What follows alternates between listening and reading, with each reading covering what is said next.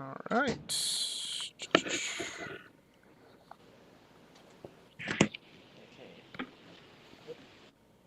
All right, there we go. I'm seeing the little looping thing. Oh, hey, and tomorrow is the greatest day in the whole wide world where we get to celebrate the greatest country in the world. Japan? Yeah. No. No. That country that's affordable health care, some badass people that you might know, and the land of, you know, amazing diversity and hockey. No. You had me. It sounded like a good place until you said hockey. Hey, I mean, is it funny enough? I'll explain it later because I only saw again. I'll explain it later. Yeah. all right, and we are live, folks. SCF and you, Ray's in the Dun, house. dun, dun, dun, dun, dun, dun, dun. Oh, I guess we'll get copyright for that. Yeah, we might. And hello, everyone, and welcome to this week's edition of the Just Us Marks Wrestling Recap Show. I am the Athletic Geek, joined right now on the other end of the tin cannon string with Easy. Happy early Canada Day. Canada Day. Is that like Wayne Gretzky's birthday? No, actually, funny enough, he shares my birthday. Ah, cool. So y'all better give me presents. Yeah, Wayne Gretzky doesn't need presents. He's got a lot of money. Um, Oh, so nice Glory Pro shirt you got on. yeah, got to rep our city here. Um, I'm actually repping a Cleveland shirt right now, actually. so CJ, we kind of, she took a day off of work, to go to Forbidden Door, so kind of getting behind on a few things, so she may not be joining us tonight. And Nick, Nick's like Brock Lesnar, you just don't know when he's going to show up. But Easy is here, Not and always here. we have we have quite a lot to talk about, or Easy does, because we are gonna talk Dynamite, but I am going to direct everyone's attention. If you want to know my thoughts and CJ's thoughts and friend of the channel Todd Black's thoughts on Forbidden Door, well, check out this week's edition of the Geeking Out podcast here on the channel. We go into detail about how we felt about the show, the venue, um, all sorts of different things. So for our in-depth analysis, because it would be way too long to get through things, check out the Geeking Out podcast. The one thing I will reiterate is I did get to see the Michael Jordan statue on the inside of the United Center, and I thought of two things when I see that Michael Jordan statue. One, it says on the bottom of it, the greatest there was, the greatest there ever will be. So that made me yell, "Yeah, eat shit, Bret Hart!" really loudly. And the other thing that I remember is back in, I think it was 1999, on an episode of Nitro, they were doing a Nitro from the United Center, and Ric Flair was like the acting, like, general manager or owner or president or whatever, one of those wrestling titles of WCW, and he was setting it up for David Flair to get a title shot at Kevin Nash in the United Center, and like this big lumberjack match with like all the bad guys out there to stack the deck against Kevin Nash. And there was a segment with this is back when the statue was outside. I think there still is an outside one, but either way, of Michael Jordan, and it's David Flair, Ric Flair, and the guy that like owned the Bulls or owned the whatever, like Bruce something. I don't know. I'm not really caught up on that. Sace, what's up? And they their big thing was they're saying, they've been waiting for this night because it's supposed to be a big night for David Flair, and this is the night he was groomed to finally take his dad's, join his dad up as being a world champion. And they said We all know how that went. well, and they said if he won, they were going to right next to it make a bigger statue of David Flair right next to the Michael Jordan statue, and then they all started like the guy that owned the Bulls and Ric Flair just started saying, "I want to be like Dave. I want to be like Dave," instead of "I want to be like Mike. I want to be like Dave." So Dave's not here, man. well, Dave was there. He was very much I there. had to throw that in there. But yeah, so that is when the wrestling fan in me sees the statue of the greatest basketball player who ever lived and thinks of some stupid segment from Monday Nitro in 1999. Is that why the Bulls have not won anything since? Oh, you don't follow basketball, right? Kyle, when Michael retired, that was kind of the end of basketball for me. Well, second retirement. Yeah, second retirement. Actually, my first basketball game literally was Washington Wizards against the Raptors, and I was wearing a Michael Jordan Washington Wizards jersey. Because even at 8 years old, I was making great life choices. Well, yay, Michael Jordan, just kind of... Exactly. But hey, you know what? Hey, MJ will always be the greatest. Yes. Eat shit, Bret Hart. Well. Eat shit, LeBron. I just said eat shit, Bret Hart. I don't really know much about. I don't like LeBron. He kind of seems like a douche from the interviews I've seen. That's a whole other topic. He did say whenever he gets done with basketball, he's going to since he never went to college, he's going to try out for the Ohio State football team. Is he gonna play against UCLA and USC? Why the fuck are they joining the Big Ten? Again, that's another topic for another day, but I'm kind of very triggered by those news right now. So let's talk Forbidden Door before I'm going to break a window. Yeah, it'll be good for him. I take my sports very religiously. It'll be good for him. It'll be good for him. No, it won't. It'll be good for USC. No, it won't. Well, actually, wait, I don't care about the Trojans. There's a method to that madness with my side of things. Yeah, it'll be good for USC. Oh, no way. No way I'm supposed to root for him in every other game. But wait a minute. You're not in the Big Ten. No, we can keep that as a non-conference game. I just want to join the ACC. I liked it that one year. That was fun. Yeah, getting destroyed by Clemson. And beating Clemson as well. So, good in the bad. And then anyways. No, just say, hey. This is why we need a sports show. Now, I'll watch enough sports. I can comment on the Cardinals and Notre Dame and maybe a little NFL and then be like, okay, I got nothing else. Hockey, what's that? Does Brett Hull still play? Okay. No, that's a good year. Love that year. We win, played well in the ACC, played well in the schedule. Hey, it's great. Just keep USC around. Keep Stanford around for the recruiting. Keep Navy around because of the promise that we made with Navy. And there you go. Rest of the ACC games, and then cool. If there is still an ACC left at this rate. It'll just be Notre Dame, Clemson, North Carolina, Florida State, and there Miami. Might as well just be an Eastern and Western conferences in the NCAA. That's literally it's gonna happen. Yeah, all this changing is what confuses me. I miss the Big Eight. Remember the Big Eight? That was great. I'm from a different generation. I was at the tail end of the Big Eight. Yeah. You and my dad would have a lot to talk about with college football. My team lives rent free in your dad's head.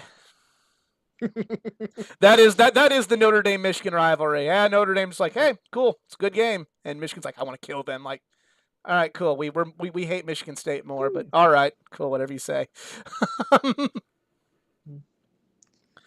So yeah, might have a much bigger rivalry with Ohio State for going that route. But anyways, oh yeah, that's why I say it's a rent free thing. Forbidden Door. Check out my thoughts on the podcast. Yeah. So what did you think? What's your Cliff Notes version before we get into blood and guts and everything? So for our frequent viewers out there, you know that we were all talking about how worried we are about how Forbidden Door may be. Whether it would be a good show or a decent show, or maybe this would bomb hard like Revolution 2020 did. 2021.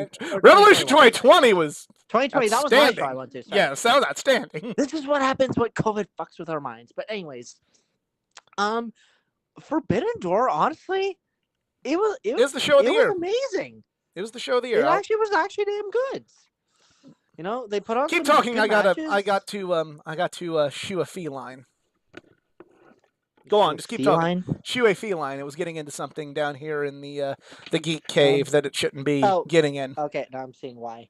Okay, but anyways, it was actually amazing. Like, it sucks. I really wanted to see it, but honestly, for a show that had like a lot of injury bugs, because look at that, AEW has got the injury curse, just like WWE had with WrestleMania 32.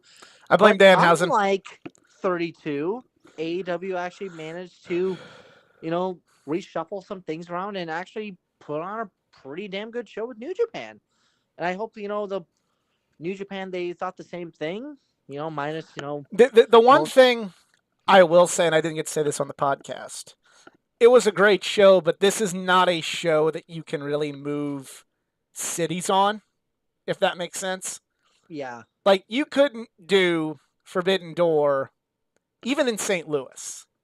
Like, you couldn't do it in St. Louis, or you couldn't do it in Louisville, Kentucky, or you couldn't do it in, Minneapolis or Las Vegas or anything. Well, maybe Vegas, but there's honestly 3 or maybe 3.5 cities that could probably put this on. Chicago is one of them. Chicago, New York, LA. Yeah, New York, yeah. I was also going to say, like, LA or San Fran, one of the two. Yeah, do the California, Chicago. Although you mentioned Vegas, maybe. That's a big maybe. New Japan has done a few things in Vegas, but yeah. Pretty much for me, it's going to be in Chicago, and that's my only chance of seeing it. Yeah. It's not going to go to Nashville, Tennessee. I was almost thinking like Texas. Maybe it's like actually, I don't know. Texas might. That's iffy. Texas might be a maybe. That's it. It's. You could maybe roll the dice there before you do, the aforementioned other Midwestern cities like, your St. Louis, Kansas City, Nashville, etc. But Texas would be a gamble, though. Find a metropolis that would have also a very large Asian community that would probably follow New Japan as well. I'm not even going to say really go in that direction. I'm just going to kind of say, like, look, St. Louis is a great wrestling town. I'm not just saying that because it's close. Like, it is. It, like, the NWA does well there. Not just that's not me being a homer. That's just like, it's a fact.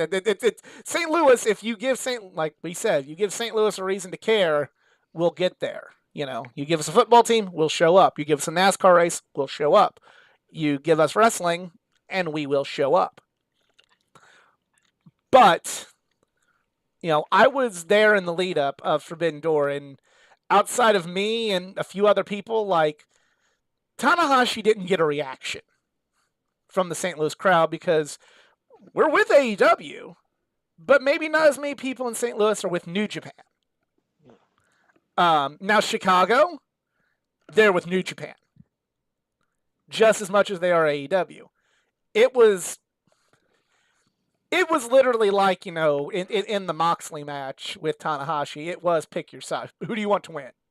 It is, the big game on a neutral field, and you got half the crowd rooting for one team and half the crowd rooting for the other team. That was the main event. And they did that in St. Louis. It'd be overwhelmingly for Moxley because that's what they're all aware of, Mm-hmm. But go on. Yeah. And oh my god, I just lost my train of thought for a minute. Yeah. But also, like, the crowd was just insanely engaging. Like, I literally got chills with the reactions from Kaze Ninare and Okada's entrance, which, oh my god, that pop was nuts. Now, interesting, like, he had an appearance in Milwaukee, but it didn't seem like everybody really went nuts. Unlike when we saw Okada at All In. Like Milwaukee's But like, but again, All here. In, was catered to those sorts of fans. Yeah. But still, like, just the Chicago reaction was nuts. And also that one guy, unfortunately, I didn't have a reaction to him because I'm like, ooh, I'm sorry to say, it was after the Ospreay and Cassie match. Shibata. And That was when I lost my voice. yes, that's what Cassie said, and sadly, we do not have video reaction of that. Oh, it was just I'd never seen Shibata. I've met Shibata, but I've never seen a Shibata entrance before. Yeah. He does. Which, by the way, Ospreay Cassidy, that was my match of the night. That was nuts. That was my match of the night. You can find out on the podcast. No, mine was the 6-man at the very beginning, just because. And I'm not even hating on Ospreay. It was an amazing match. When Ospreay isn't just doing nothing but flippy shit, I actually am entertained by the guy. But I'm a big mark for when you see like the breakout performance and you see somebody make themselves a star, and that's what Shooter did in that match. Like you were witnessing like the moment that they're going to go back to and go when he is a big deal in New Japan. That is going to be the moment we're like, well, when he really broke out, right there in that match, right there at Forbidden Door. Right. Now, for someone who is very unfamiliar with him, who exactly? What should we know about him? So he was a young lion. He was part of the dojo system in New Japan. For some long-term storytelling, his dad is the Red Shoes, the referee in New Japan. And they had, during the Jericho match with Kenny way back in the Tokyo Dome in 2018, they had an altercation. But he was a young lion. You do like the kind of your typical trainee deals, your security. You kind of wrestle. The Young Lion system is very interesting in New Japan, and I go in a little bit more detail about that on the podcast. Check that out. But when Moxley was in the G1 back in 2019, he just kind of took Shooter Shota Umino under his wing, and it just kind of became I'm gonna mentor this kid, So that's why he was kind of used in this capacity, is because he's got a connection with Moxley. All right. So, also, by the way, I was just a little bit low-key disappointed with the main event ending, because if it would just end with, Moxley bloodied face with the world title, yay, that's great. Then the Jericho Appreciation Society had to kind of ruin it. It's like, yes, I know it's a setup for Blood and Guts, but just leave that. That should have been earlier that should have been earlier with the 6-man tag for all I know. No. Like, not the main event. Listen, well, first of all, I'm gonna tell you why it was a good idea to counterpoint this. One, you're mad, so the bad guys did their job. They took away a moment, so there's point A. Point B, you had to get a little bit more heat on that match, a little bit more, just a little bit more, because especially look at the number.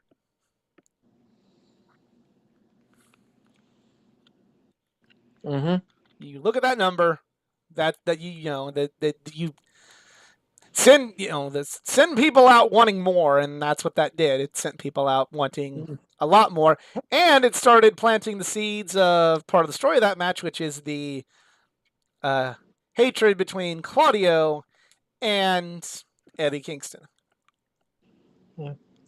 Okay, wait. Now I just had a massive brain fart. Now I remember who Shibata was. Because Kenta turned on him to join Bullet Club, which was one of the greatest moments ever. Was it, though?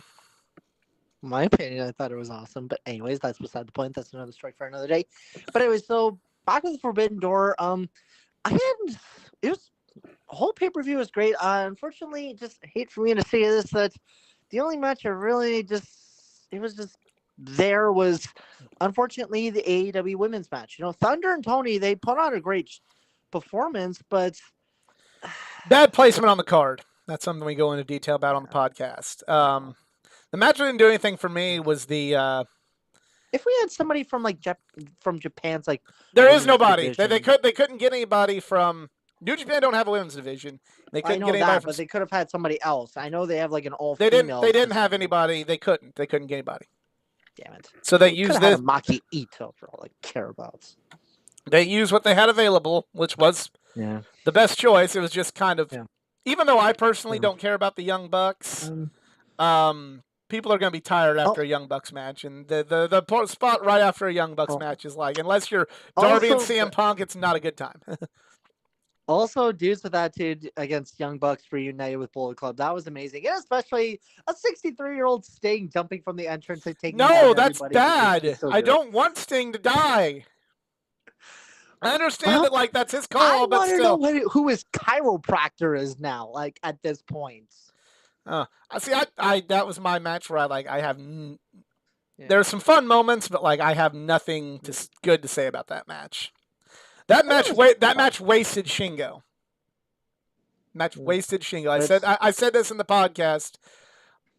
All the AEW fans that don't follow New Japan that heard everybody say last year that Shingo was as good, if not better, that year than Kenny Omega, they're not going to know what those fans are talking about after that match because he just wasn't used well.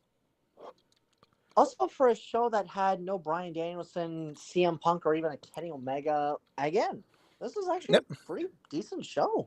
It was just like with G1 Supercard, no Kenny or the Young Bucks there. It's like, yeah, it was better than G1. I don't think G1's. That's another story for. Yeah, I don't think G1 Supercard was really that good of a show, personally. I liked it. I was worried this show was going to be G1 Supercard. That was my biggest fear. Could be a lot worse, but anyways. But this is kind of like, you know what I say? I've been saying this for weeks. The AEW just tightened stuff up a little bit. Like they're golden, and this was when they tightened up. This is when they tightened up, and they didn't fly by the seat of their pants. They didn't do a bunch of different sort of things. They didn't add and change. They used everybody well. They did everything well. They just, when you tighten your belt and you kind of don't try and put your main event on first, or you don't try and, when you try to actually sit down and make the show instead of just thinking like, what's going to pop a few people, you're AEW, nobody better than them. So this is just kind of, everybody's kind of saying like, oh, they showed you, didn't they? Like, no, they didn't show me. They proved me right with everything I've been saying for the last 2 months. Like, that's what I wanted to see. And there's also just one last, disappointment because literally I noticed this from the Sting entrance of, there was an all-out banner. It's like, okay, yay, we have a date. It's going to be Labor Day weekend, of course. But they didn't say where. And I'm like, Tony? So I can, make some Labor Day plans or something? Do you want to tell me where the show's going to be? Because we were literally talking about this before we went on the air about, does All Out stay at Schaumburg? Or do I think, the pay-per-view needs to grow up a little bit? Not being that forceful, but just grow into a bigger venue, whether it's at Wintrust or whether Wintrust is actually smaller than the Sears Center. Wintrust actually holds less people than. Actually, I thought it was a lot bigger than. Apparently not. Yeah. Right. So. Yeah. Because God forbid WWE is going to let us use Rosemont. I mean, it's kind of your, That's another venue, but there's. It's the likelihood of you're guaranteed to sell out every time you go into the Sears Center. You're guaranteed it's a sellout. Nice throwback to the roots. I don't have a problem with it staying there. Kind of being their whole. It just feels like you need. It's their. Here's a good comparison. Crowd. It is the AEW equivalent of staying at Darlington. At least with Darlington, you have gigantic capacity crowds. There's always going to be sellouts there, but. And same thing with the Sears Center. It's not like All Out would be going to another city. It's like, no, obviously Chicago is the permanent home for it. But it's just at some point you need a bigger venue. United Center would be awesome. My ultimate AEW fantasy dream would be if you had All Out at Wrigley Field or something. Yes, one of the No, don't do that. No, don't do that. Ballparks ever, but still. Do you really want to be peeing in a horse trough at All Out? I sure don't. Could be worse. I could say Soldier Field. If they could sell out Soldier Field, cool, but I just don't. You have way too many. Those outdoor buildings, you have way too many variables. Like rain. Yeah. Who wants to watch it in the rain? And if I said Comiskey, I think half the crowd would be on an Amber Alert. But yeah, I don't know if it's gonna be in Schaumburg. I mean, okay, I won't have 100% a problem with it, but still, I'd feel like, with the pay-per-views, coming into much bigger arenas, then if we had Dynamites and Rampage, and college arenas, all that, that's fine and all, but pay-per-views, you need to, bring a spectacle here. Like, this is, pro wrestling at its finest here. But it could also be All Out. Could always be like our this is our home. This is our roots. They don't NASCAR. They don't NASCAR it and go like, we're too big for this shit anymore. And then down the road go, oh, I wish we had this. Happened. Yeah, and look what happened to Texas Motor Speedway. Exactly. Yeah. At least North Wilkesboro at some point they are going to come back. Yeah, this is Darlington, North Wilkesboro for AEW. So now it's time to light the fuse and bring the boom.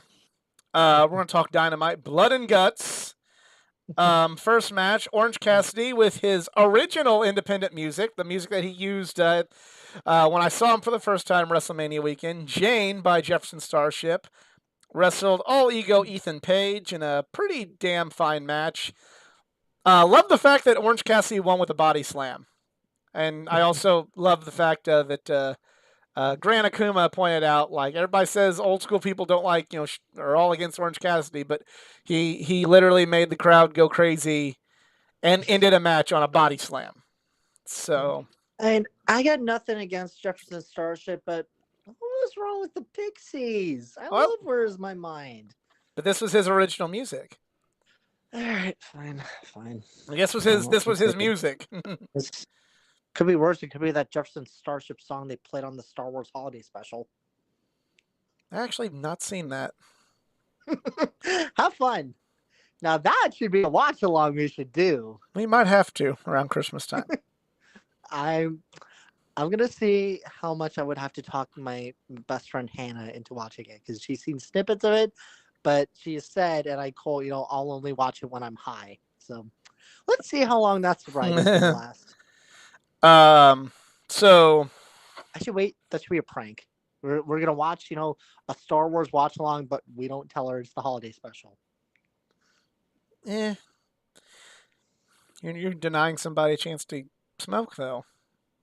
It's my sister. She'll live. Next up, Christian comes out with Luchasaurus. For all intents and purposes, it seems Luchasaurus has gone to the dark side and joined Christian. I really want to see where this goes. This storyline's been perfection. And I'm just curious now if this is just kind of like a mind game to if Jungle Boy is in Luchasaurus or, flipping the script, looking to break free. flipping the script on Christian, like how Christian did to him, or if Luchasaurus is on the bad side of things, for the long term right now. So now, definitely. As a disclaimer, I didn't see a majority of all of Dynamite. I did see the Blood and Guts match. I was at a banquet actually yesterday for the Cleveland Hockey Booster Club. Shout out to those amazing guys and my fellow friends from the Monster season ticket holders too. But at least I'll be able to talk more about Blood and Guts. So I'm just here as a listener. Well, you missed probably a part you would have really liked, which is Max Caster and the Gun Club versus Anthony Bowens, versus Danhausen and FTR. Anthony Bowens rises from his chair and accidentally costs them the match. And it looks as if Billy may be turning on his boys, the boys of the ass, to stick with the Acclaimed. I really don't want them to break this act up so soon. I mean, I'm okay. Actually, I would be happy with it because I really just don't care about the Ass Boys. Like, do their own thing. No, go kill another tag team. The Ass Boys have been what has made this thing like just perfect. They are whipped cream and a cherry on top of this whole act. I'd rather have the original Accountability Buddies, the Acclaimed. Well, they're not Accountability Buddies because they don't hold people accountable. Then create a boy band with Acclaim and the Ass Boys. Like, no. I'd rather stick with the Acclaimed. I mean, I'm all for like cutting things off and before they overstay their welcome, but this thing hasn't overstayed its welcome yet to me and others, so I'm not sure. I like when they Acclaim, they name drop Ass Boys, and then they say like, "No, we're not going to do that anymore." It's like, oh, come on, you D-bags, you know you want to. Because honestly, I'm just waiting for the Ass Boys to turn on the Acclaimed, because you know how over they are. I think they're over. They're over because of this right now. I don't know if that's going to translate when they turn. That's the other issue. Even before the Ass Boys, they were not up with them. They kind of were, and not to where they could be now. And I don't think they'd be. I don't think it's a good call. But ROH is coming back to pay-per-view, and Jay Lethal has challenged Mojo for the ROH Television Championship at Death Before Dishonor later on in the month of July. So, definitely. In Lowell, Massachusetts, which, although I looked at the AEW scheduling, and ironically, they will be in Worcester, which hopefully I pronounced it right. Where's it? That was Worcester, not. I thought they were going to Springfield, but it's like, nope. So, and I'm definitely okay with ROH running smaller venues. I mean, you got to. It is not, At least, just at least rebuilding those guys. Well, even with ROH, like, it's still. You hate to say it's a second-tier promotion, but it is the second-tier promotion. But yeah, so I'm glad that ROH come back to pay-per-view. It keeps their spirits alive. So yeah, I mean, nothing wrong with. There's nothing wrong with it, but there's just There's a reason why. There's a reason why I don't think anybody would be happy signing with AEW and going, "You're going to be an ROH guy only." I don't think that that's a good strategy. My worry is this, though. Are they still going to have Supercard of Honor on WrestleMania weekend? That's $1 million question right there. We'll see. Yeah. Or will WWE even allow that? We'll see. Remains to be seen. We'll see next year. The other indie promotions, they're okay, but Ring of Honor is like, well, wait a minute. That's that Tony guy company. Well, Ring of Honor also has more pay-per-view distribution and all of that thing, so it's more... I'll also buy the pay-per-view. You know what? I will literally... This will be my first Death Before Dishonor, so I'll love to check this out. In honor of your Canadian Day tomorrow, one of the best Death Before Dishonors actually took place in Canada with a young Kenny Omega wrestling Christopher Daniels and El Generico versus Kevin Steen and Davey Richards versus Tyler Black, who is now a messiah on Monday nights and an architect. So the amount of stuff that I would go through with what I like with WWE before they love to screw it up, that would just be another 4-hour show. Yep. TBS Championship. A state of the WWE video, that would have to be a 2-parter. Yeah, but the problem is you do a state of the WWE video, they're just going to say, we're making more money than you, and we're making record profits, and we're not going anywhere. So it's like, okay, yep, can't really say anything about that. TBS Championship match, Jade Cargill versus Layla Gray. This was like, it was a good showcase of Jade. Layla Gray attacking Athena and Statlander at the end of the match was an Whoa. interesting. I don't know if she's joining the baddies or what's going on, but that has me intrigued. Or But she got manipulated. yeah, that part's cool. The match wasn't bad, but it was just kind of your standard showcase of Jade. It adds more fuel to her fire, and with two challengers like Statlander and Athena out there, they're building to a pretty good fever pitch with this, but just kind of. But who would beat her though? That's gonna be the That is a big one. I don't know if you go with Athena to get her big right out the gate, or if you go with Statlander, because Statlander's kind of been kind of doing the work for the women's division in AEW for a long, long time. So, yep. Then who would be going after Thunder Rosa for the women's title? Could maybe even transition down the road, transition Jade into that. Maybe. Blood and Guts match. There we go. Jericho Appreciation Society. Chris Jericho, Sammy Guevara, Jake Hager, Danny Garcia, Matt Menard, and Angelo Parker with Ty Conti versus the Blackpool Combat Club, Wheeler Yuta, John Moxley, and Double C, Claudio Castagnoli. With Eddie Kingston and Proud and Powerful coming to the ring by William Regal. I really like this match. Like it was the story was great. This was great. It was great. My only downside with it was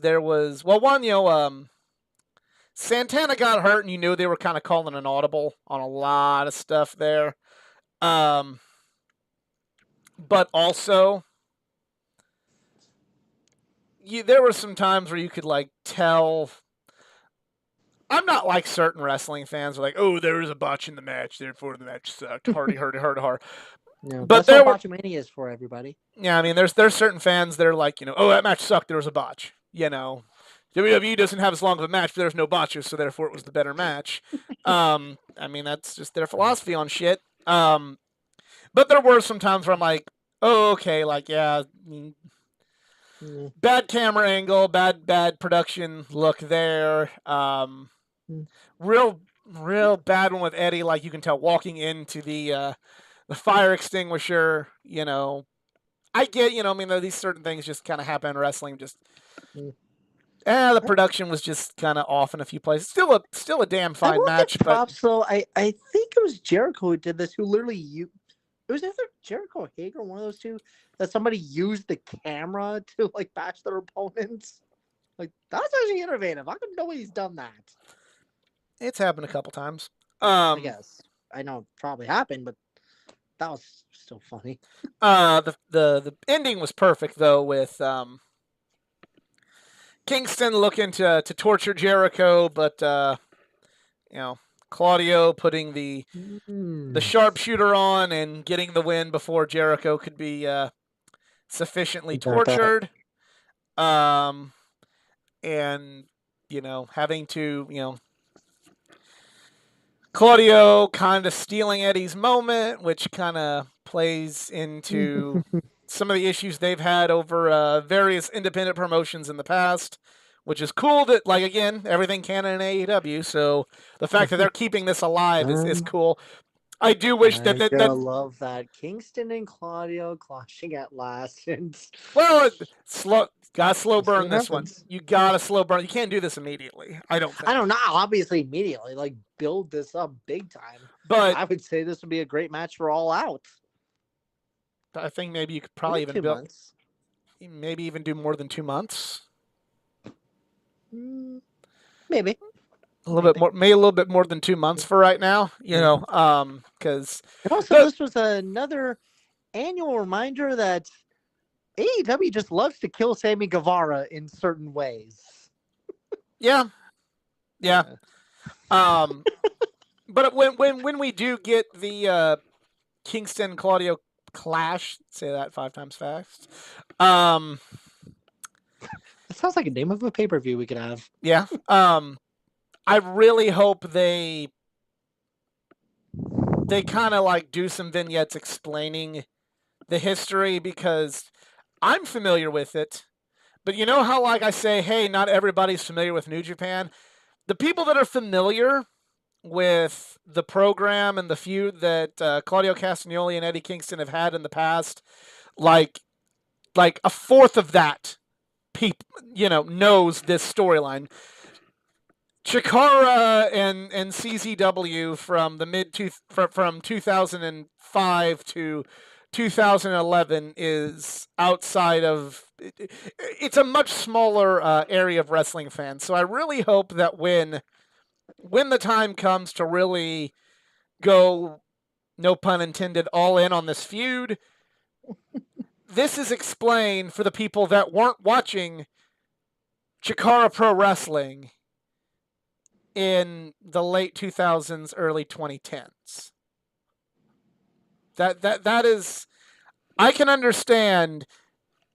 Hey, go watch New Japan World. I resent the idea of going about and doing that, but I can understand, like, hey, go look this up on New Japan World. It's gonna be a lot harder to track down all of the Chikara DVDs from the past to talk about this.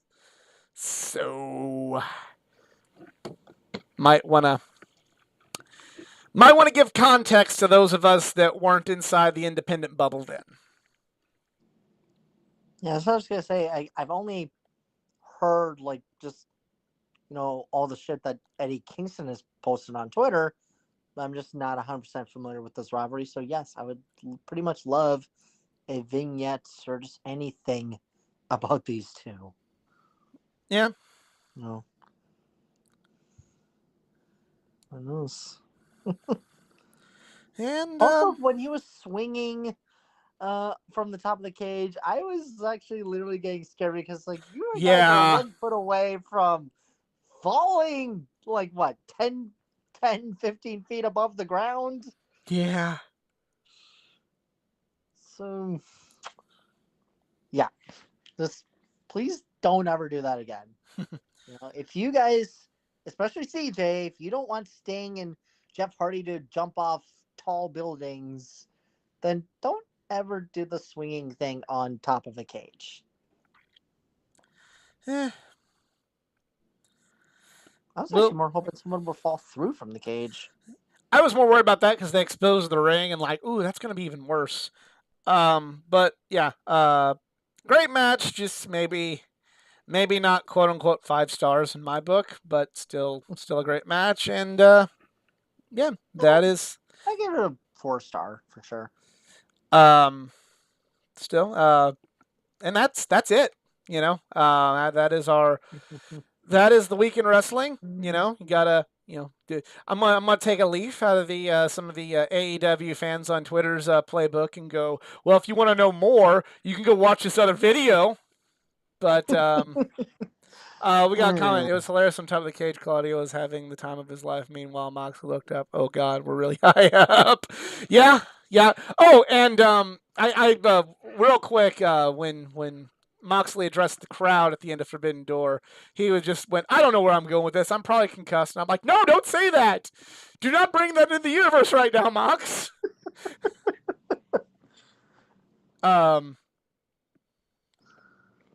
Yeah.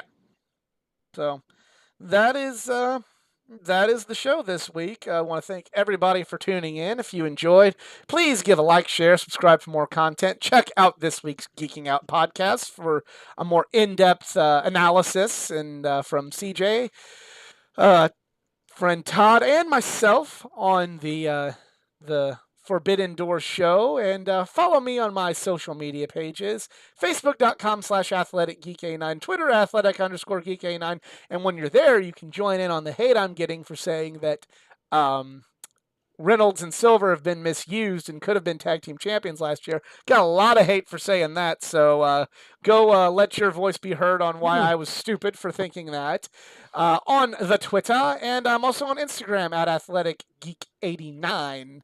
EZ, do you have social media? Yes, you can follow me at the... Sorry, now I lost my voice. You can follow me at the Twitter at ERIKZARINS at Eric Zarins. So I'm going to be having a very fun July, other than Canada Day tomorrow. But also Saturday, I'm going to Monster Jam at Cleveland Browns Stadium because I'm not sure how long the First Energy name is going to last. And then from July 13th to the 20th, I am finally having my homecoming. I am going back to Toronto for the first time in 3 years because of the stupid pandemic. But now I'm going to be finally happy to go back home. And I'm going to be seeing some IndyCar action in Toronto, the best street circuit in the world. Suck it, Monaco, and suck it, Long Beach. I'm sorry, but there's no party like a Toronto party. So, but Is there, hopefully, though? I might be able to do the show when I'm there. We'll see what happens. All right, well. So, but yeah, yes. And Toronto, oh yeah, and speaking about Toronto, we could seriously use an AEW show up there. I'm just saying, TK. It seems like you've been listening in on our ideas. And trying to look for another one here. You could also use a pay-per-view. We love those. We also love those in St. Louis. We were promised one once. But yeah, well, we were promised a show in 2020 where a certain somebody who doesn't work for the company anymore, he still owes me $100. I think jumping through the jumping ship made that contract null and void. But okay, then Tony Khan owes me $100.